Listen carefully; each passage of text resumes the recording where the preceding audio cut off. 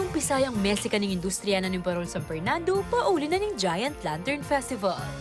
King kaisipan direng memalin, king balen bakulod minunang mikapa mikatagon ligligan parol karimba noong 1904 hanggang 1908. Bayo yung pagmiba iting ligligan parol laganas na probinsya ng Lubenas, kayagnan ng Simbambengi. Nganing salukuyan at syuna king 20 talampakan ng sukada ng parol amiyabe king Giant Lantern Festival.